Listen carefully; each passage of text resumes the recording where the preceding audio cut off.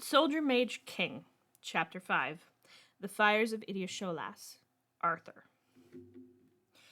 Losing the knights that had come with them to Idirsholas to check out the fearful claims that a dark smoke was rising from the fallen fortress was hard. Arthur and Merlin only escaped because of a lucky collapse of the old castle's roof. Merlin had been injured, though luckily it was just a scratch. Arthur was seriously thinking about getting her own armor. Not chainmail or plate, but at least leather, something to keep her safe, since he couldn't seem to stop her from coming with him into danger. But their return trip to Camelot made Arthur worry more. The lower town wasn't bustling with activity. In fact, it seemed nearly deserted, save a few merchants asleep at their stalls. The guards to the citadel were also asleep. Arthur managed to calm the cart horse as it nickered in distress.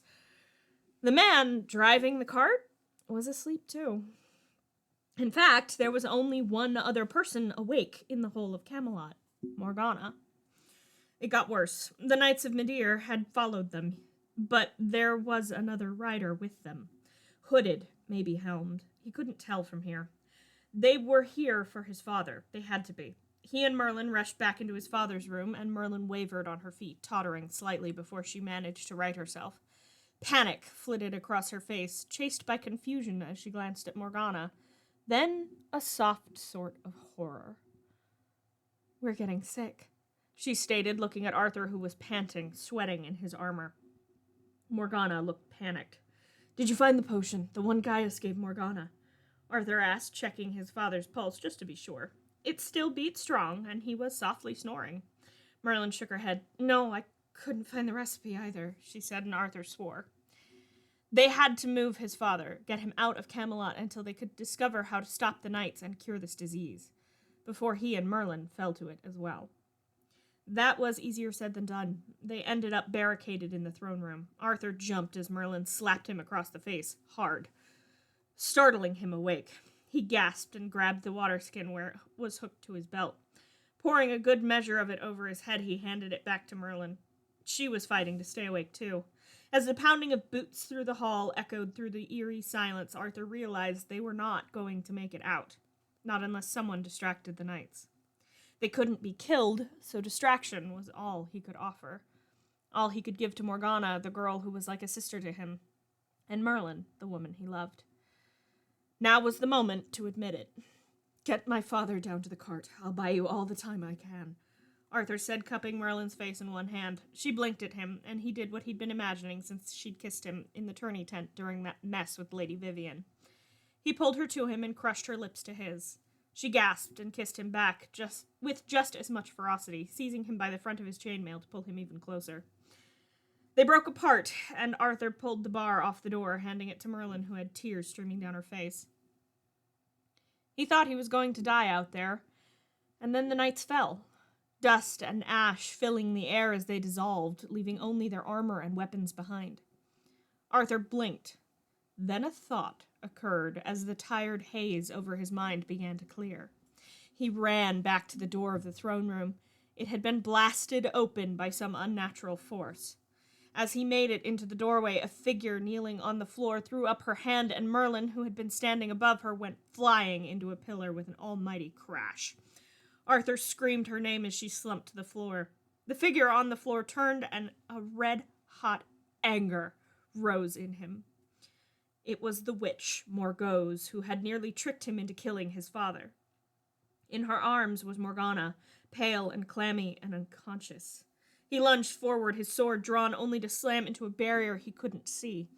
Morgause ignored him, but the sounds of groaning from the halls and the sight of Uther sitting up seemed to spur her into action. Strange words fell from her lips, a whirlwind filling the throne room as his father spotted Morgana in the witch's arms. But before either of them or the guards who had come running as soon as they'd woken could do anything, Morgause and Morgana vanished. Silence filled the room as Arthur's sword clattered to the floor. He couldn't protect her. Morgana was gone. As his father floundered with what had just happened, Arthur remembered what he'd seen when he entered the room and rushed to Merlin, where she was laying prone on the floor, her hair a flyaway mess completely covering her face. Arthur carefully brushed it aside and ripped off his glove. He felt carefully for a pulse. He couldn't lose her too. Please. He prayed to whatever god might be listening. Not Merlin. Please, not Merlin. He nearly sobbed as he felt a beat against his fingers, then another. Arthur, what happened? Uther demanded, confused, still half covered in a torn sheet. Arthur shook his head as he carefully scooped Merlin up off the floor, one hand under her knees, the other under the small of her back. I'm not sure. She needs Gaius. The sorceress threw her. It looked like she was trying to save Morgana. Again, Arthur added, though only to himself. It was a mark of just how confused Uther was that he barely protested as Arthur took off for the physician's chambers at a sprint.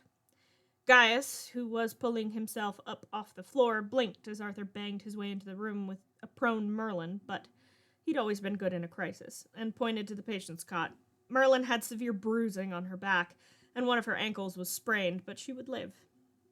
Only when he'd been assured of that did Arthur let himself shudder out a shaking breath.